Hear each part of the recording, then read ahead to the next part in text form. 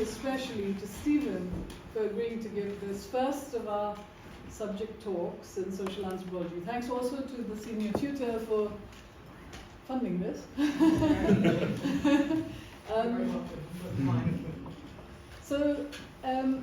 Stephen doesn't need any introduction to those of us who've worked with him, been taught by him, but there are students here who have probably only seen him in passing in the college. So it is to bring, this incredible anthropologist of kings before all of you, and for you to see what a life lived in and through anthropology might look like. And so, we're just absolutely delighted to have Stephen here with us today, and thank you so much, Stephen. Actually, Stephen volunteered to do this talk, as in he said, how about I do this? And we were just blown away, and so that's the way this subject series has begun, and we have strong reason for imagining it will go very strongly after this. Matt. Fantastic. No, I have nothing to add except to say thank you very much for coming. What a fantastic turnout. There's water, orange juice and wine as well. That's the other bit of information. Yeah, and feel free to help yourselves. Alan Macfarlane has arrived at the ready with a camera, so he's going to film the talk, but it's just going to be just the talk and not the questions. So we'd really love to have some student questions. Yeah, amazing. Thank you. Steve, thank you so much.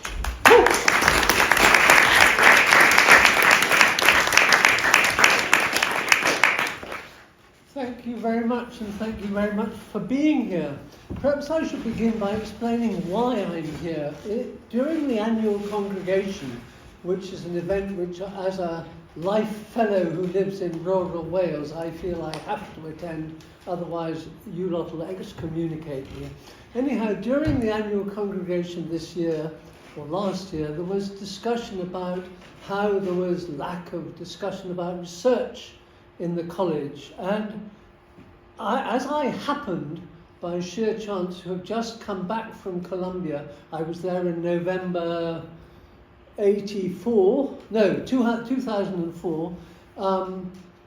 to say goodbye to the people I work with and give my wife's and my notebooks and all our library and all our films, photographs, recordings to the University of the Los Andes in Bogota, having had them digitized and put on the internet.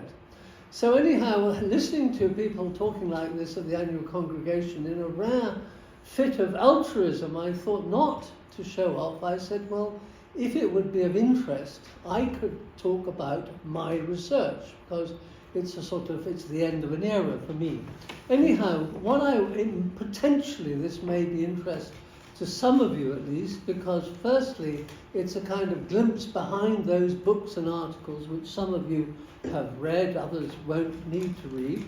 But it's also possibly interesting because Christine and I, worked in an isolated so-called tribal society, and that is something which is no longer either done because anthropology has changed, but also it's no longer possible in virtually the whole of today's world. It certainly wouldn't be possible where I work. It's also unusual because I worked with my wife as a fellow anthropologist, for good or ill, and I'll come back to that. We also took our small children there. One of them later became a television documentary. You probably saw Planet Earth, and did you see Wild London? That was him. He never recovered from going to the Amazon. His sister became a lawyer and certainly did recover. And I suppose the third interest is that we have worked there for very nearly 60 years, a very long duration, and we've witnessed a great deal of change, but also there are some great things to be said for long-term field research, which I will come back to. Anyhow, please stop me at any point if you want to stop me, and at the end you can ask any questions you like. My wife and I decided that included in the stuff we gave to the University of the Andes were our intimate private diaries, which mostly chronicle our lousy sex life. But we decided that because that was the reality of field research, it was better that people in the future should know what it's like or what it was like, rather than cover it all up. So anyhow, you can ask whatever you want. Let's get to the basic facts. We work. This is where I work. On the bottom jaw of the so-called dog's head. Can you see the dog's mouth? So this is roughly the equator. We were bang on the equator. And next slide, I'll show you the next slide. We worked on this river called Pirá-Paraná, or the Fish River, with some people called, mostly with the Barasana, but all of these people were our compass. Now, this is a very odd area. This is the Rio Negro coming up from Manaus. All of these people in red belong to the same Tucanoan language. It's a bit like Spanish, Portuguese, French, Italian, etc. They're all divided into about 30 distinct language groups, all of whom intermarry. And the rule is that you have to marry a spouse who speaks a different language from your own. And everybody is multilingual, and you never speak anybody else's language unless you're reporting the speech in another language, or you meet somebody who can't understand your language, in which case you switch. That had serious implications for us, which I will come back to. Anyhow, that's where we work. Now, sorry, I've got too many. Before I was admitted here by Edmund Leach to come and study anthropology in 1964, and I had always wanted to go to Amazonia. I was full of ideas about indigenous peoples with feathers and paint. And so I went to visit some people called the Cubeo. And this is the capital of this zone. I went there because it was close, and I was very deceived because the Cubeo were dressed up in ordinary clothes, spoke Spanish, and lived in boring houses, and didn't seem to be the sort of Indians I was looking for at all. But people said to me, well, if you're looking for that kind of Indians, you have to go to the Pirá-Paraná, but you can't go there because they will kill you. And being a naive, sort of romantic 16, 17-year-old, I thought, of course they won't kill me because I like Indians, and if I like Indians, they will like me. So I decided I would go to the Pirá. And the Pirá had remained an isolated, sorry, just one more section. This is the Rio Negro, and this area had been heavily missionized, and traders, rubber gatherers, 2 rubber booms, jaguar skin, all sorts of booms had very much changed all this lot. The only people who were left who had really maintained the ongoing world was this area. Why? Partly because they had indeed killed Colombian rubber gatherers in the 1930s and had acquired a very useful but unreserved reputation for danger. The other reason is because the Pirá-Paraná is extremely difficult and very dangerous to travel on because it is full of these very large waterfalls, and many people drowned in it, and we jolly nearly drowned in it on our first arrival and several times later. Anyhow, so I did this. I knew that was where I was going to go, and a friend of mine called Brian Moser had already been there, and I got in touch with Brian Moser, and he told me, yes, you can go there, and he gave me the how to do it. So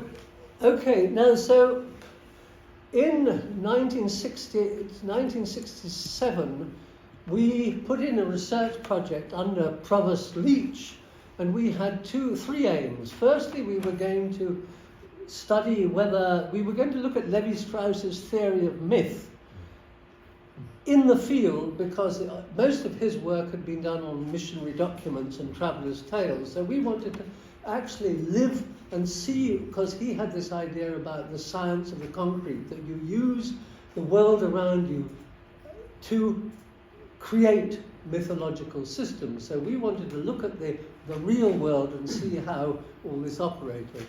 The second thing was that in this area, very unusually for Amazonia, they're extremely hierarchical. They're in ranked clans, and they're quite noble in a sense, their behaviour. And the third point is that they have, if you look at these people here, these green people used to be called Maku. These people used to be the masters of these people who were their kind of forest hunting servants. So that was our three intentions. Study Levi-Strauss in the field, look at hierarchy, and look at their relations with the Maku. And I have to say that for people in this anthropology department in Cambridge thought of us as complete freaks, because the whole of Cambridge anthropology, in fact British anthropology, was Africa and Asia. And nobody, I mean, there was only one person who'd ever been, no, two people from Britain who'd been to Amazonia, and one of them was a guy called Francis Huxley, who wrote about hallucinogenic drugs and voodoo and stuff. And Maya Fortes, whose portrait is just out there, said to us, "Well, look at what happened to Francis Huxley. Don't go to Amazonia." Anyhow, Amazonia was a kind of no-no in Cambridge and also in British anthropology. But Leach was very interested, because Leach was the exponent of Levi-Strauss in Britain, and Levi-Strauss, his whole work was about Amazonian Indians. Now, our research, I'm going to talk about three phases of my research. The first phase was the 1968 to 71, where Christine and I went to do, we thought we were doing research amongst a traditional indigenous population. So we bought a canoe in the local capital, Mitu, and it took 10 days to get to the Pira, and we overturned in the canoe and all sorts of horrible things happened. Anyhow, we did a recce, and finally we arrived one evening at about 6 o'clock at night, unannounced, in a big Amazonian Indian longhouse. And there's a tradition when you travel in this area, because everybody travels by river. Always, if you arrive in a house, people they show you where to put your hammock, and they give you two meals, one when you arrive and the other the next day, and they expect you to go. To the amazement of the people in the house we'd arrived in, we didn't go, we stayed. And we would follow them around like little dogs because we didn't know what else to do. When they went out of the house in the morning, we followed them, sort of offering to help or trying to. And they thought, what these people? They had no possibility. I was going to talk about colonial relations. We were clearly, as it turned out, in a very colonial situation. They couldn't have refused to have us if they had wished to, because they were terrified of the missionaries, who were sort of outsiders. They had been even more terrorized by rubber gatherers, who had not only forced them to work, but also raped their wives, etc., etc. So they were in general terrified of white people and very subservient. And here were these very odd white people who wouldn't go away. I'm going to talk a little bit. So that's just that. Those are my first field notes. 1964, before coming up to Cambridge. Pictures of fish traps, etc. We lived in an isolated longhouse. This is the longhouse in which we lived, and you can see the sort of degree of isolation. The settlement pattern at the time was one house like that, and then about 1 or 2 hours away there would be another house, another house like that. On the ground, the houses look like this. They have the front door, which is a man's painted face, is the men's entrance. At the back, there's the women's entrance, which is the back side of the house, I'm afraid.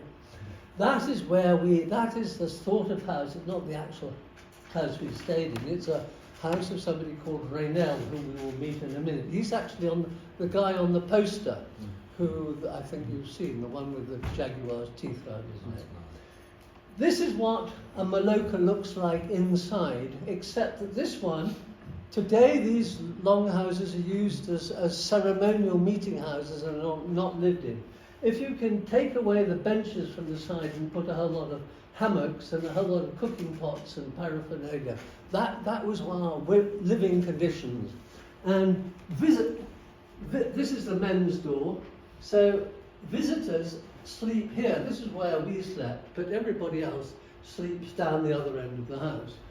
It was great for our research to be stuck out in the open, in the middle, with no barriers, no walls, no nothing. We could see everything that went on, but of course they could see everything that went on. We had absolutely no privacy at all, except that the convention is, if you're in your hammock and you face the centre of the house, you can be spoken to. If you lie in your hammock and face the periphery of the house, people won't talk to you. They won't even recognise that you're there. You're not there if you're not facing them.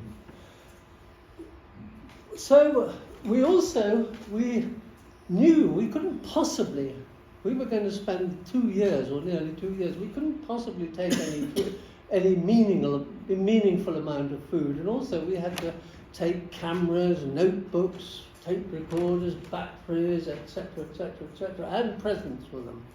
So we couldn't possibly take any food, so we were totally dependent on their food, and they every day there are communal meals in the middle of the house, and they would call everybody else to come and eat, and then about 10 minutes later they'd say, Stephen, Christine, come and eat too, and there would be a little bit left. So we were very, very dependent and very hungry to begin with. But we learned it's of critical importance that we did actually eat all the food, partly because when visitors arrived, the visitor would say, why on earth have you got these horrible white people living in your house? And at best they would say, they're all right, you know, they eat everything we eat. And when they wanted to complain, they'd say, they eat everything we eat too. But we also learned all about food taboos, etc. We lived it to the full. Now, rapport was very difficult. Our value to them was we had quite a lot of, a limited amount of trade goods, fish hooks, nylon, knives, axe heads, cloth, combs, mirrors, scissors, matches, etc. So we supplied them with medicines, which was very important.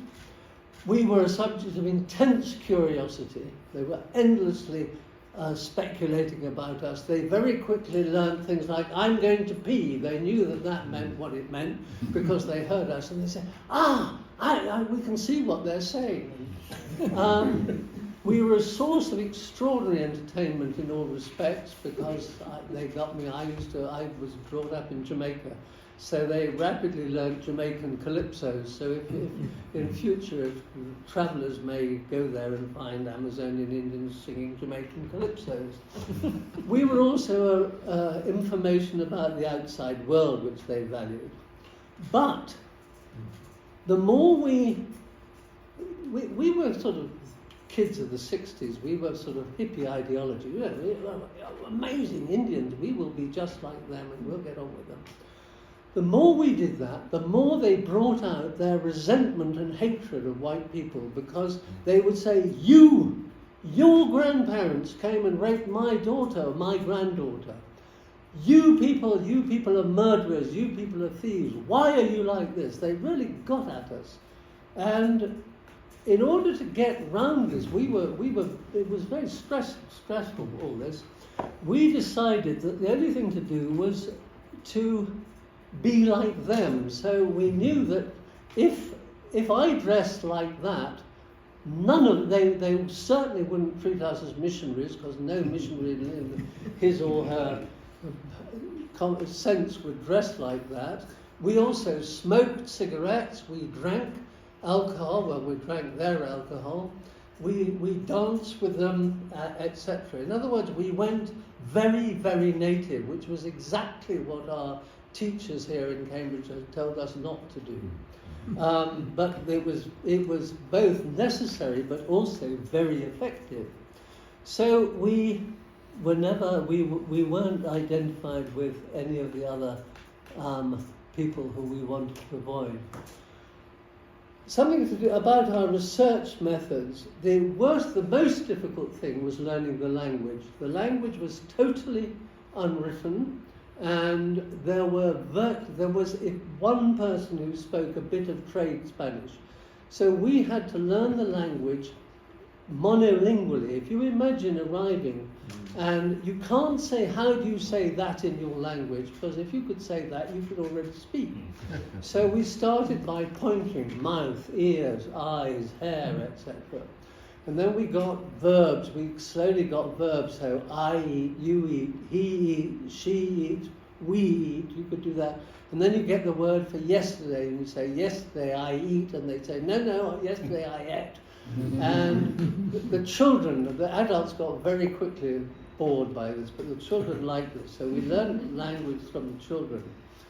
And they would train. They would say, what's your language? So that very rapidly we got, instead of armadillos, we got hamodillos, and instead of alligators, we got alligasos, because they would blend English with their words.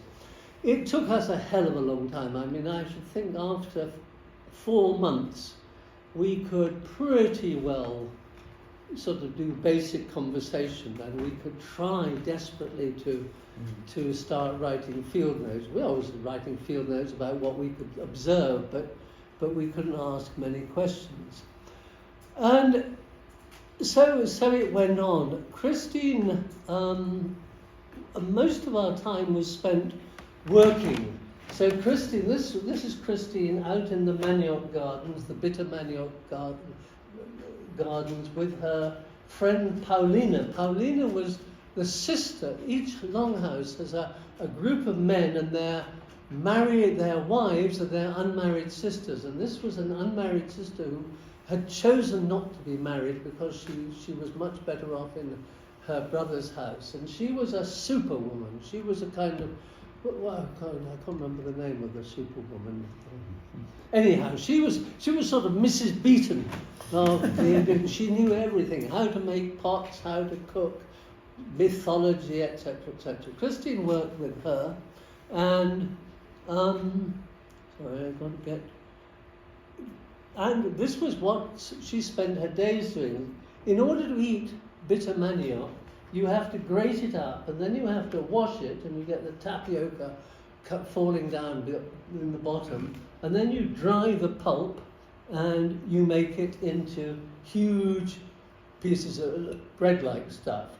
That is what the women do all day, virtually every day, and Christine did that work day in, day out, and it was pretty tough for her, because working in the fields with sweat beads in your eyes and the blazing sun, etc. And she would come back in the evenings saying, "It's all very well for you. You sit here, you work with the men, and the men tell you all sorts of things. The men are, and you work on the rituals and stuff, and all I have to do is this bloody manioc all day."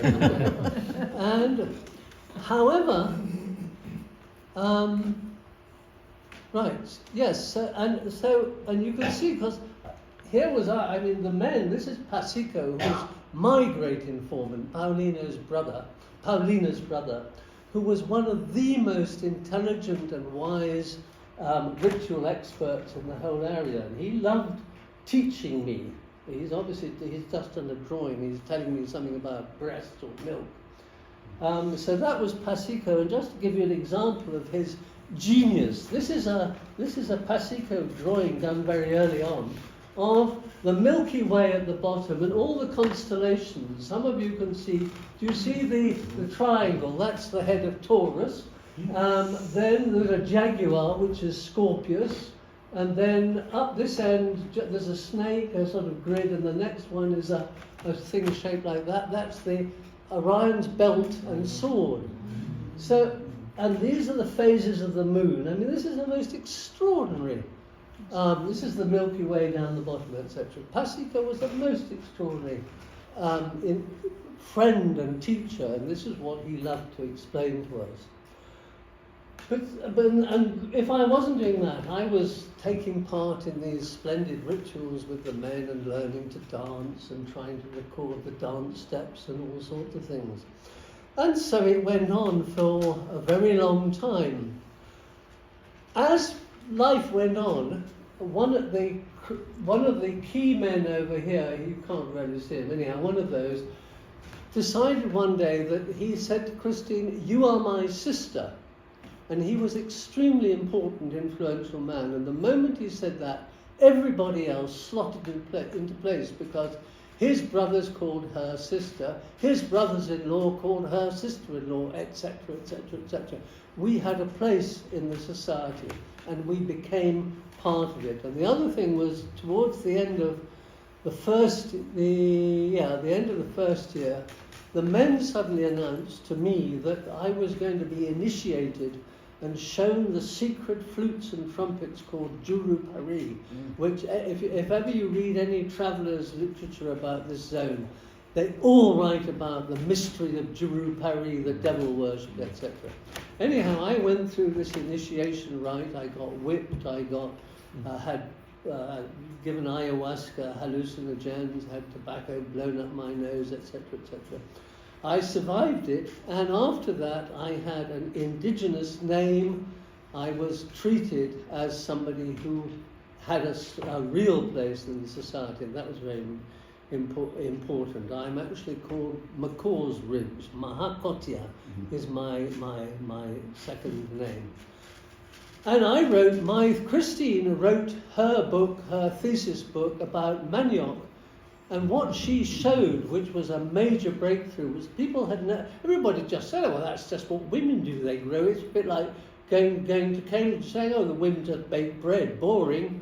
Not noticing, of course, that "bun in the oven" is a rather interesting phrase, etc.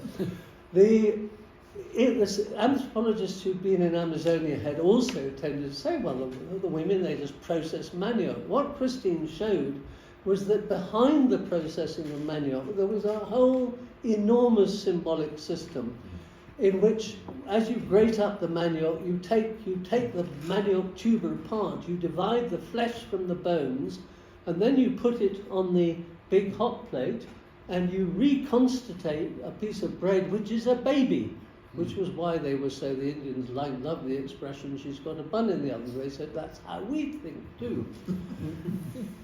Anyhow, towards the end of this first phase, are you all right? It's terrific. Our friend Brian Moser had the idea to create a British television series called Disappearing World, which is probably still the best ever anthropological documentaries ever made. And I mean, if you look at Bruce Parry and all that rubbish today, Brian Moser's films are streets ahead. Carrie made a film with Brian Moser too. Yes. Anyhow, he came out and made Disappearing World, and Disappearing World will figure in a minute again, because it turned out to have a marked influence. The film, Christian and I imagined that Brian was coming to make a real ethnographic documentary. Brian had worked in World in Action, which was an early sort of radical British documentary series, and Brian came out just as the Protestant and the Catholic missionaries and the newly arrived Summer Institute of Linguistics evangelical missionaries were having a major fight with each other. So Brian made a film called War of the Gods, in which he documents, amongst other things, the fight between the two missionaries and the effect of the missionaries on the indigenous culture. And then we went home for 10 years. We came back to Cambridge, wrote our theses, and I became a fellow of King's and all that sort of thing, and our kids grew up. We then had children. Our daughter was conceived as we left, the field in 1971, and a son followed 3 years later.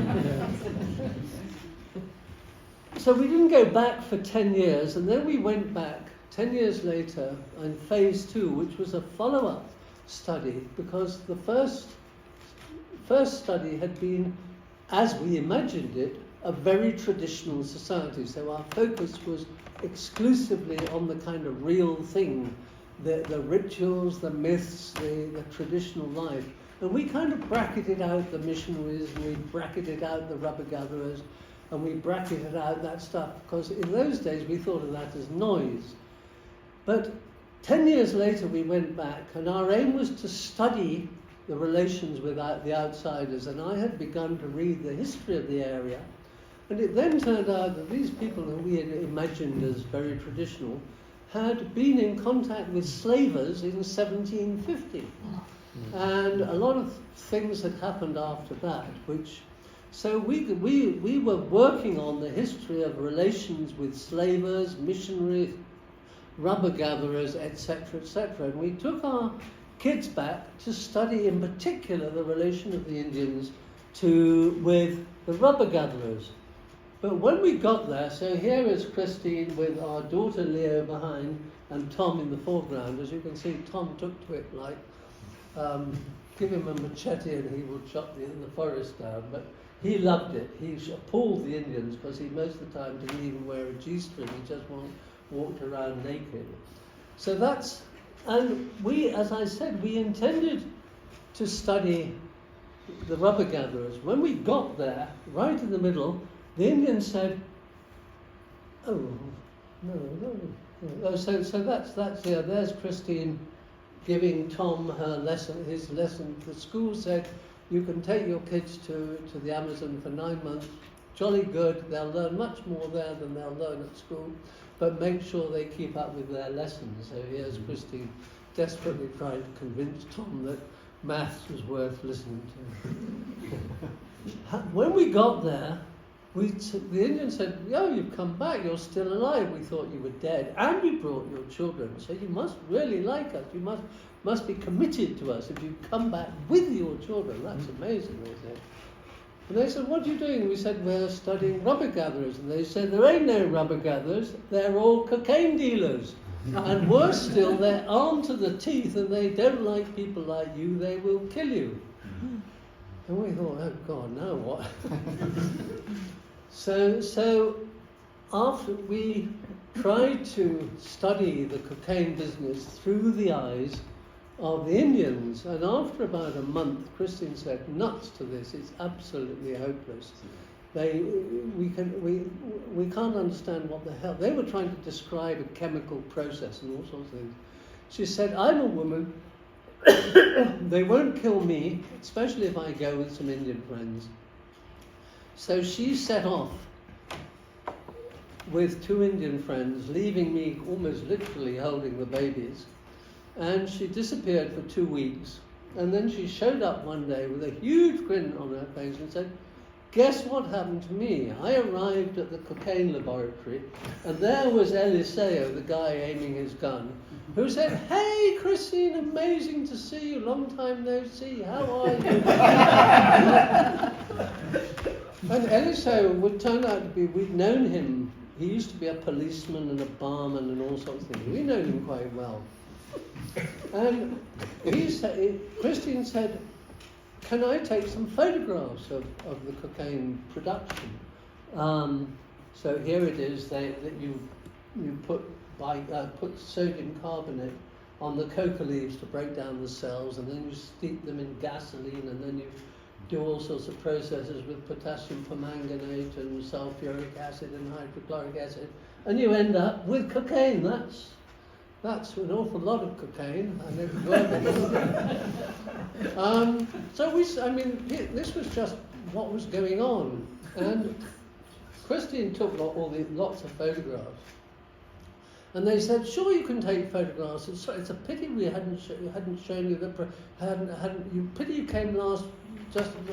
if you'd come last week, we would have been doing the process. Tell you what, we'll show you how the process is done. So they did it. Christine said, do you mind if I take photographs? And they said, of course not. Send us copies.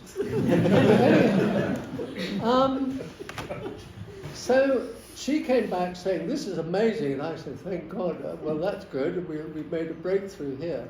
Anyhow, Brian Moser got to hear about this.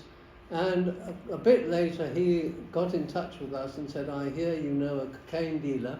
And we said, yeah. He said, do you think I could make a film with him? And we said, well, he's pretty mad. He'll probably let you. And Brian turned up at Eliseo's house in the city and said, hey, Eliseo, how are you? Long time no see. And Eliseo later said, I know I'd never seen that son of a bitch in my life. But he was so charming and mad that I had to go with him. So anyhow, I went back on my own to make a film with Brian Moser. The first film made inside a cocaine laboratory. And that was Brian Moser did a 3-part series on the 1978 to 81 cocaine boom, a series on cocaine.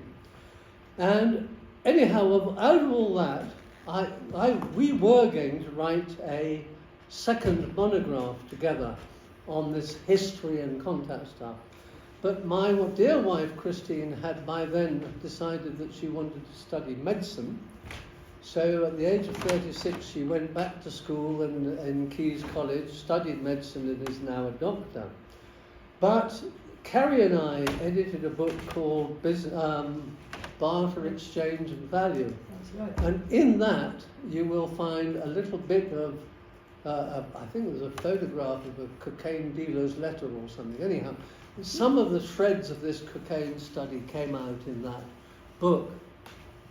Anyhow, the result of all this was that I had a completely different view of traditional Pira Paraná society. And that has influenced all my subsequent work. Now, the next phase, so that phase 2 was relations with outsiders. The third phase was a phase where I moved progressively from working on the Pira Paraná Indians, in other words, writing learned articles about them, to working with them as colleagues and cooperating. What happened was around the sort of late 70s and 80s, early 80s, Colombian indigenous policy became radically changed, because until that era, the Indians, particularly the Amazonian Indians, had been they were given over to the Catholic missions, and by default also to the Protestant mission, the Summer Institute of Linguistics, because the Colombian government at that stage was interested in splitting the hegemony of the Catholic missions by inviting evangelists in, which was what Brian Moser made his film about. So the politicized anthropologists, Colombian anthropologists, one called Martin von Hildebrand is a good friend of mine, plus lawyers, Roque Roldan and others, they worked to completely change the indigenous policy, so that one of the things was Martin von Hildebrand was a friend of President Barco, and President Barco gave huge, almost the whole of the Colombian Amazon, over to indigenous resguardos, or land rights. Partly it was an honest piece of goodwill, but it was also a way of deflecting foreign criticism away from the Colombia is just a load of mafiosi who do nothing but make cocaine. But Barco was able to say, look, Colombia has the most enlightened indigenous policy in the whole of Latin America, and I think they still do. And one of the effects of all this was to give the Pira Paraná Indians and all the other Indians their own land in resguardos, and to have a resguardo means that you had to have an indigenous organization, because you were now a political entity and you had to have an organization to represent your resguardo or your land rights. So the Indians of the Pira created something called AKP, the Association of Indigenous Traditional Authorities of the River Pira-Paraná. And at the same time, in both Colombia and Brazil, we saw the rise of environmental cultural NGOs. And what you're seeing here is, I mean, obviously the proto-non-government organizations, nobody talks about this, but obviously the first NGOs were missions. They were the first NGOs. And once the Colombian government started taking away the rights of the missionaries, then there was space for these new NGOs, Fundación Gaia Amazonas in Colombia and Instituto Socioambiental in Brazil. They're very similar organizations who work with indigenous people, trying to keep their culture going, but also protecting their environment. This new indigenismo also was fiercely anti-Catholic mission dominance, with the Catholic missionaries under a concordat signed with the Vatican controlled all the education. And the Summer Institute of Linguistics, under the banner of linguistics, claimed that they were studying the language of the Indians, but actually only to translate the Bible. And Brian Moses' film War of the Gods was very influential in Colombia because it showed the reality behind what was going on between the Indians and the missionaries. And at the same time, well, the missionaries tried to hit back by sort of stirring up hatred against particularly against anthropologists. So there was a period when anthropology was a dirty word, and people would pick up your notebooks and say, how much you get for this one? And because they were assuming that we were stealing, or anthropologists, stole culture and sold it elsewhere. I then, in 1985 and 87, I took part in 2 courses at the University of the Andes where we trained 2 cohorts of about 20 each of indigenous students from all over Colombia, but particularly from this area, in linguistics. We trained them up to the level where they were competent to produce their own scientific descriptions of their languages, which meant that the Summer Institute of Linguistics' sole justification for being there was now removed, because the Indians didn't need linguists anymore. In 1991, the Colombian government signed a new constitution which gave, it got rid of the missionaries as educational bosses, and it gave all the Indians of Colombia the right to organize their own education.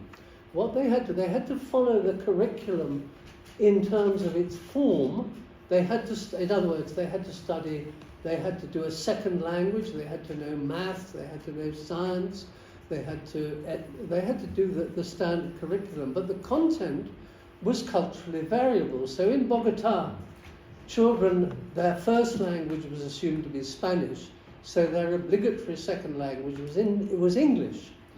In Amazonas, the first language in my area, your first language is the language your father speaks, not your mother tongue. You speak your father's language, and the second language was Spanish, and the third language was English. And whereas Colombian students in Bogota learned history about the Spanish conquest and the defeat of the Indians, in the Amazon, in this area, you start with local history, which is basically your stories of both your mythology and your historical narratives, and then you learn about how the Colombians came in and tortured your women and made you work rubber and things. So the content was culturally relative. And whereas people in Bogota would learn, you might do your counting with sweets. In this area, they used patterns on basketry as a device for explaining counting and mathematics, etc. Anyhow, in 1996, AKP, the Pira indigenous organization, called me saying, Stephen, come back, all is forgiven, we need to organize our own education. Can you help us? And at the same time, Gaia Gaia then organized a meeting, a big meeting in the center of the area I work in, to discuss. It was a big seminar with representatives from the Ministry of Education and the indigenous organization, plus a linguist colleague of mine and myself and Christine. And we debated what was education, and they would sit down and the men would all say, oh, culture, we've got lots of culture, it's all our feathers and paint. And then a woman stood up and said, yeah, well, what about us women? And they said, well, we better call the women in. Women, come into this male-dominated meeting. Hey, women, do you have any culture? And women said, culture? What's that? And all of them said, oh, yes, of course we do. It's our manioc cultivation. Right, yeah. Anyhow, I was asked, at the end of this meeting, to lead a teacher's training course to prepare indigenous teachers for this new education system. And I had no experience of this, but what I did was divide knowledge into three areas. There were things that the Indians knew and knew that they knew. There were things that they knew but didn't know they knew, and there were things that they didn't know at all. What they knew consciously was most of it about male ritual culture and male mythology. What they knew but didn't know they knew was all the stuff about biology and chemistry and maths or physics. They all knew perfectly well that if you hit a heavy wet log it went boom, and if you hit a very dry small hard stick it went ding, and different tensions on strings, and they used levers and things, but they didn't know that was all called physics. They made a great deal, they used very complicated chemical processes of reduction and oxidation in making pottery and varnishing gourds and things, but they didn't know it was called oxidation and reduction. So that was stuff they knew, but they didn't know they knew. And they knew one hell of a lot about the inside of animals, the breeding habits of birds, and all that stuff, which was biology, and they knew much more about biology than most of the people who were trying to teach them. So that's how we did it. And the main emphasis of all this, they then said, well, look, Stephen and our elders know, but we're going to have to learn from our elders, and Stephen has learned from our elders, and that's what he's talking about. We are going to, us teachers are going to have to do research with the elders. So here is an elder and two Taiwano boys during the first training course, doing research with their knowledgeable ritual elder and plotting they're plotting the history of their area on a map. Here is another example. This is an elder explaining the petroglyphs. There are petroglyphs all over this area, and these petroglyphs are all bound up with mythological tradition. Anyhow, the emphasis was all about research, and at the same time, the emphasis was that teaching was partly done by the knowledgeable elders. So here is Ricardo wearing those British red spotted handkerchiefs. If you go there today, all the ritual elders wear those things. That's the mark of being a ritual elder these days. Anyhow, here is Ricardo teaching a group of school children about caterpillars and the caterpillar constellation and the kinds of caterpillars, on which trees they grow, etc., etc. And with him there's an elder called Rufino here, and Joanna, who is the school teacher, so that the children and the teachers are learning together, because by this stage the teachers, because they'd spent their time in school, were badly educated in their own traditions. They didn't know about star law and all that stuff, so that the teachers were simultaneously researchers. And one of the things they produce is these calendrical, this is the cultural ecological calendars, and you will notice, if you look here, you can see the constellations, and do you remember I showed you Pasico's drawing the constellations?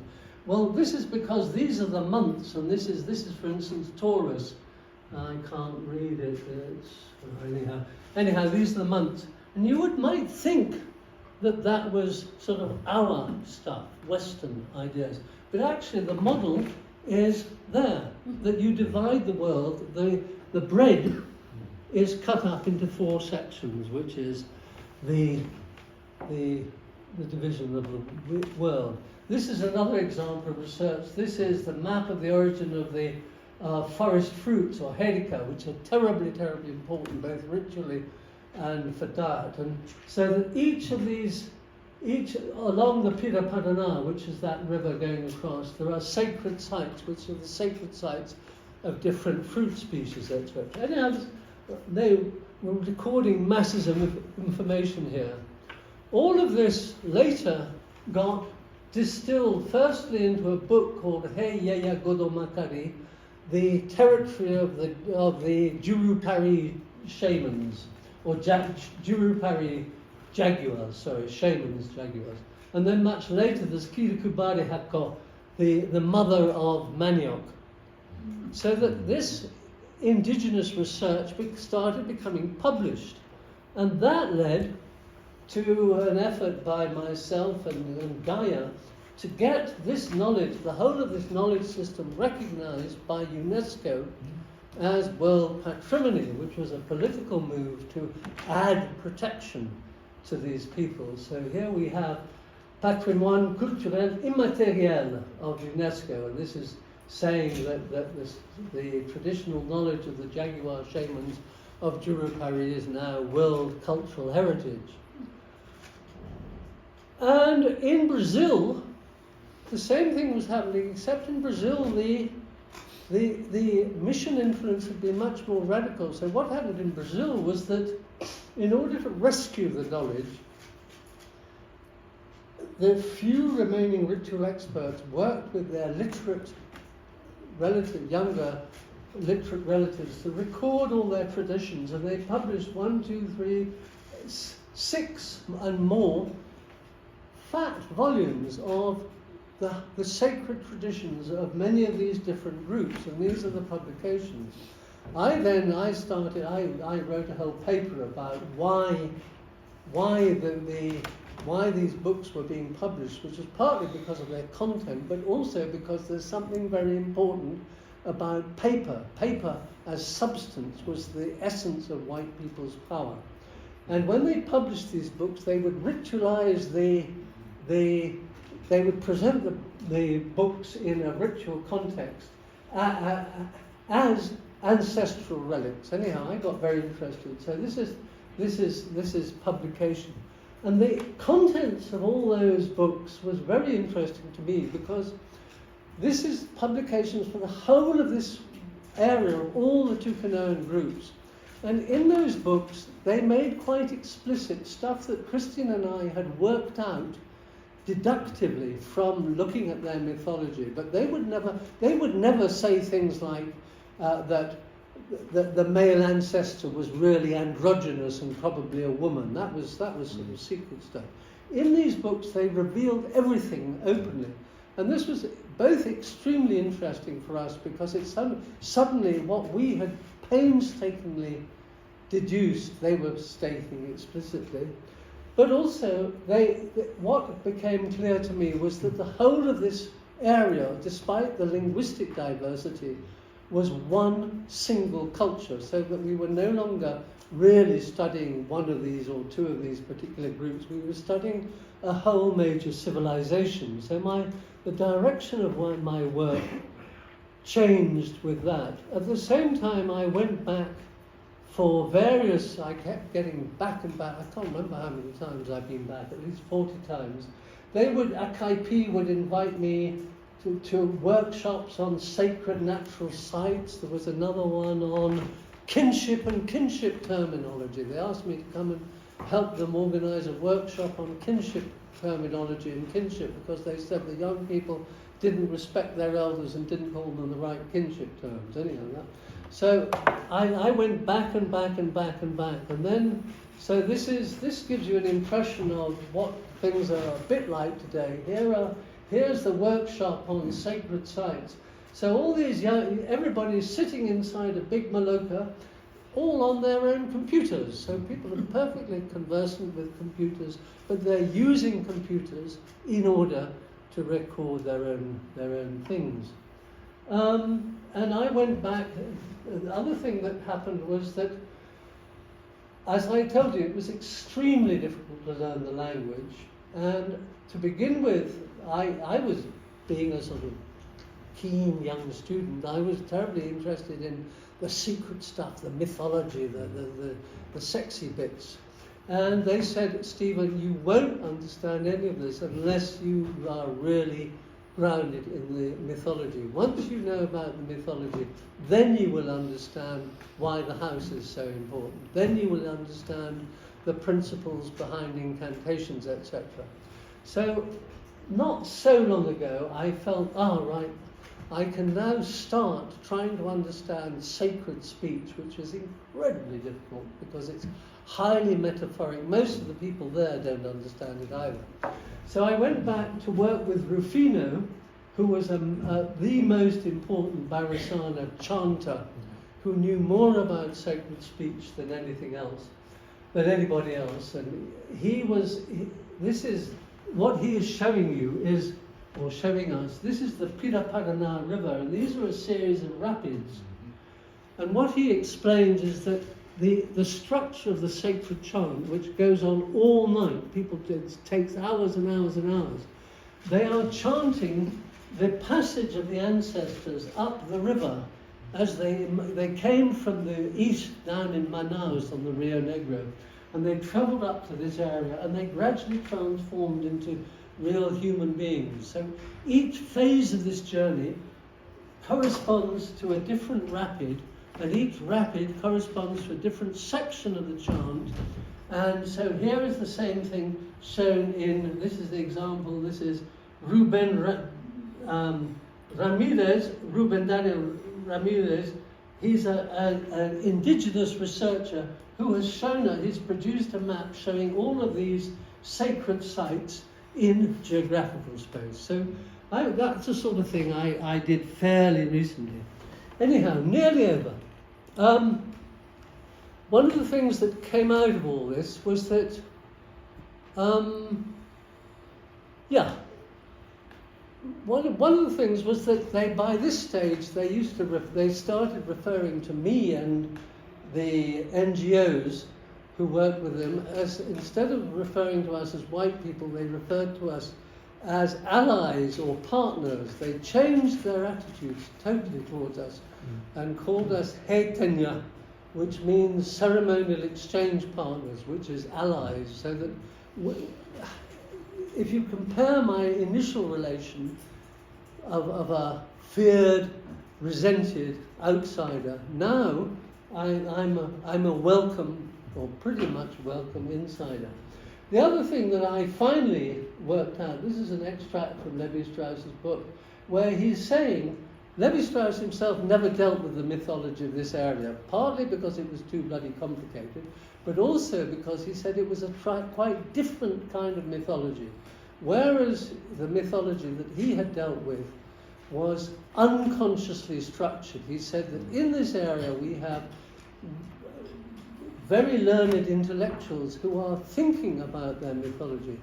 And he was right in a sense. I mean, so what we hit upon, unbeknownst to ourselves, was the civilization that he had noticed was operative in this area. And it turns out that we were extremely lucky. We had no idea that we were going to find anything as elaborate and complicated. We were very lucky in our choice, because it turns out that these Tucanoan Indians and their Arawakan neighbors are they're towards the complexity of people like the Maya in Central America. Their mythology, their architecture, their astronomy, etc., their interest in temporal systems, etc., is very like Mesoamerica. It's quite different from your general Amazonian pattern. And for that reason, long-term study was particularly important, because it has taken me the best part of my life, A, to realize that this was operating, and B, to understand it, and C, to have the capacity to understand the language, the ceremonial speech in which it's all cast. And okay, so my relations are still going. This is San Miguel, where we used to go and live in one of those big longhouses. Today it's a village. There in the centre you can see the ceremonial longhouse, but it's not lived in. It's just a ceremonial centre, and I earlier showed you the interior of that house. Everybody lives in dispersed nuclear family houses. None of the present generation have ever lived in a longhouse. They don't know anything about it. None of them have ever worn a G-string. They think of me, they say, "What, you wore a G-string?" Ah! Like that.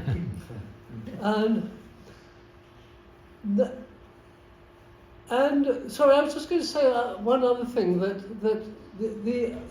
one of the things that happened when we got back from our research was that people in other universities actually said to us, "You're inventing this stuff. It can't be true." I mean, I remember an interview with somebody called Jean Lafontaine in LSE, at LSE, and she said, "No, you can't. You must have invented. You must have written all this down." But it wasn't our invention. Anyhow, so that's what life is like today, and you saw. That's the poster, that was the photograph, which is me and Raynell.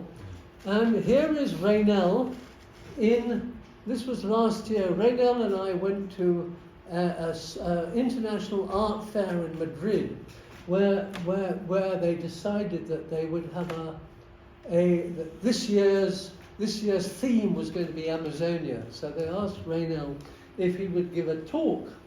And he said, "Yeah, he will, but he wants me to come. He would like me to accompany him." So Raynell and I went to Madrid, and Raynell gave his explanation of climate change, and my role was to explain Raynell took it as obvious that the world was structured like a longhouse, etc., and all that sort of stuff. He took the background and knowledge of the cosmology as plain obvious, and my task was to say, well, look, what Raynell has just told you will make more sense if you understand a bit of basic Amazonian Tucanoan cosmology. So my relations with Raynell and others continue. I WhatsApp them periodically. And Raynell and I this is a painting by Raynell, which is the most extraordinary painting. It's entitled Recorrido de la Constelación Iaye y Xiorgu, the passage of the constellations Caterpillar, Jaguar, and Adze, which translated into English is the passage of the constellations Scorpius and Orion. And if you know your astronomy, they're at roughly 90 degrees to each other, so that when you can, in Britain, Orion and the Pleiades are winter heralding, and you can't really see Scorpius. And then, as Orion and the Pleiades disappear, you can see Scorpius ascending into the sky. So that's what he's saying at the top. Then he's relating that to the framework of the longhouse, which is they use the longhouse frame as a kind of computer. And he's relating all that to the sacred geography of the river system behind. So it isn't me who invented all this cosmology. This is what Raynell can do for himself. And I have another source. The grandson of Pacico's brother is at university in Bogota studying mechanical engineering, and I have been trying to help him with his fees. And all our research is now on the web. You can get it under a thing called the Archive American Archive of the Indigenous Languages of the Americas. So all our notebooks, everything we've ever written, including our private diaries, is accessible on the internet. And we then took all our notebooks, all our maps, all our photographs and all our recordings and left them in the University of the Andes because we felt that that is where they belong. They shouldn't be kept in Britain. They should go back to as close as to the people from whom they came as possible. And we also gave them all our anthropology library and a huge library of books about animals, plants, caterpillars, frogs, etc., the whole ecology of northwest Amazonia. And then we went and said goodbye, which was an extremely bittersweet experience.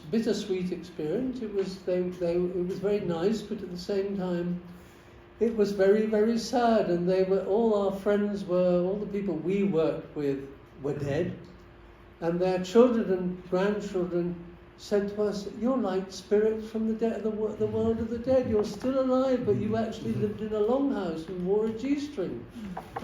Amazing. So that's what it's like today. Anyhow, thank you.